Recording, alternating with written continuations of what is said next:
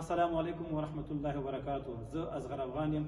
احساس خیر بنسټ د بېوزلو او شتمنو ترمنځ پل دی. زه هم احساس خیر بنسټ سره مرسته کوم او تاسو څخه هم هیله کېږي چې احساس خیر بنسټ سره مرسته وکړي تر څو بېوزلو کورنۍ سره مرسته وشي.